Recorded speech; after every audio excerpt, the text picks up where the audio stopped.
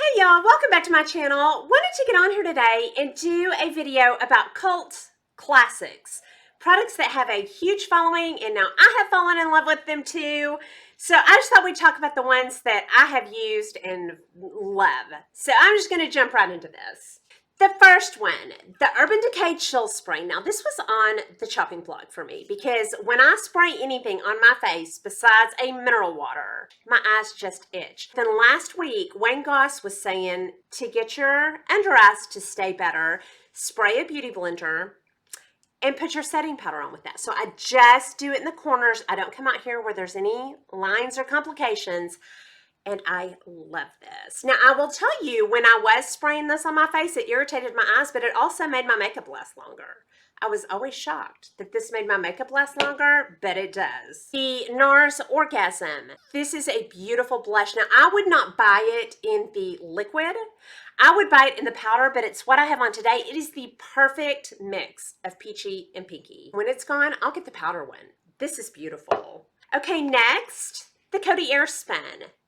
This is definitely a classic, and it definitely has a following, probably since 1940. It's blurring, it's finely milled, it's just great. There's a reason it's been around for decades. The MAC Pro Longwear. This is a great concealer. I put it on a beauty blender for touch-ups. More often than not, I leave one of these sitting on my desk. I have two of them, and I probably will replace it when it's gone. The only downfall to this is the pump. It's hard to control how much you get out, but if you by chance have not tried the MAC Pro Longwear, it is a lovely concealer. Okay, next, the Age Rewind by Maybelline. I've gone back and forth on this and have landed in love with it. I love this. I love the light pink one for a color corrector. I love the lightest one for touch-ups during the day. I'm picking this up more and more. Okay, next, the Laura Mercier Secret Brightening. Every time I use this, I love it. It brightens, it smooths. I love several under eye powders, and this never fails me. This is always at the top. I always have a backup. I'm always rotating it. So I love the Laura Mercier Secret Brightening. MAC Prep and Prime. This is something I don't use all the time, but I do not ever want to be without it because I can spray it on brushes to get more intensity. If I want more shimmer, which is rare, but when I do, this is great for that. And when I'm overly powdered, a quick spritz of this, and this does not irritate my eyes. I love the MAC Prep and Prime. Okay, next, the Too Faced Chocolate Bar. A classic. If I had one neutral palette, this could be it. And I could do some interesting looks with it. It's got brow bone. It's got that pop of color down there with the blue. It's got the burgundy, maroon, that you can make it, more interesting. It's got great transitions, brow bone, crease, got a few shimmers in there. You could live on this. Okay, next, the Lancome Dual Finish, a classic. I do not even know when this came out, but it's been around for years. It is a full cover powder foundation. I use this for touch-ups. You can wet the sponge and get a thicker cover. I just use it for touch-ups. And when my makeup, like at the gym, if my makeup's come off and it's splotchy, totally corrects that. This is just, it's foolproof. This does have a strong scent, kind of like the Coty, a throwback scent. So it is pretty strong and I kind of love it. Okay, next, beauty blenders. I love my beauty blenders. Now, right now, I'm buying from Miss A because they feel exactly like the beauty blenders. And you can get those for $1.50. But if Miss A, if she quits selling those, I will be right back on the beauty blenders again. It's hard to find anything this soft. The mids are probably my favorite.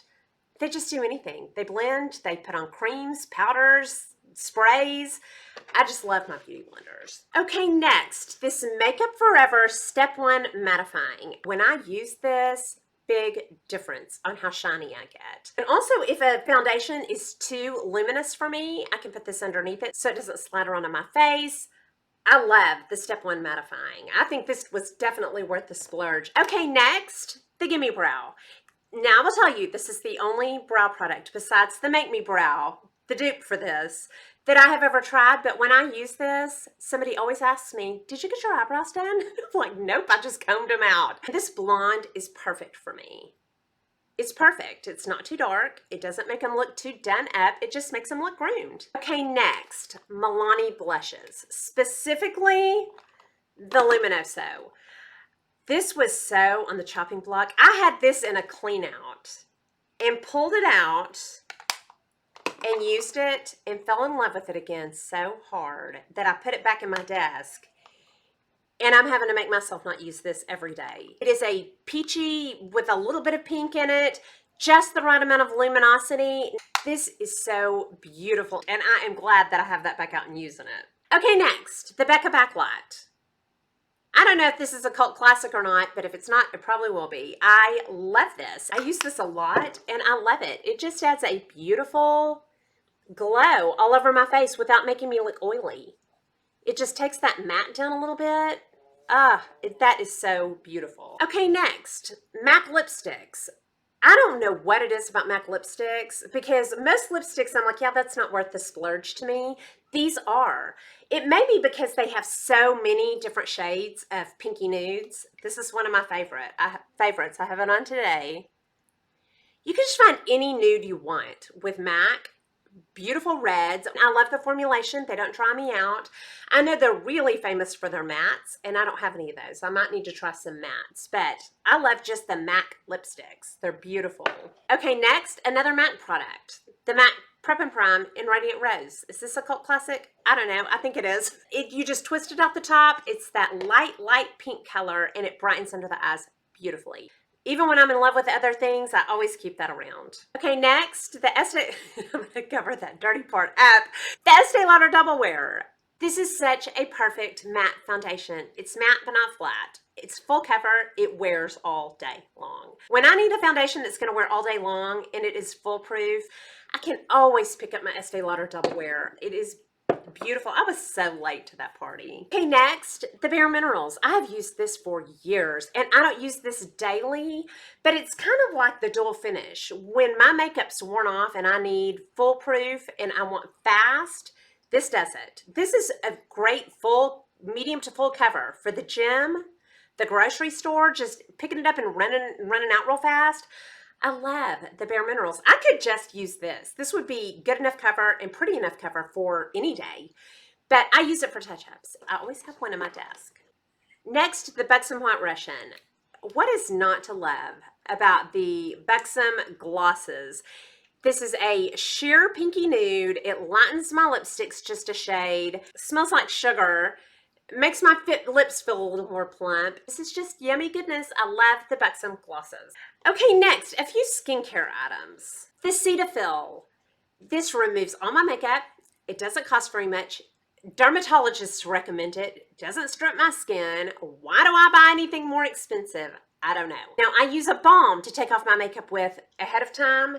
So this is a second cleanse, and it works perfectly. Okay, next, the Bifacil by Lancome. It feels emollient and moisturizing, but it does not leave a film behind.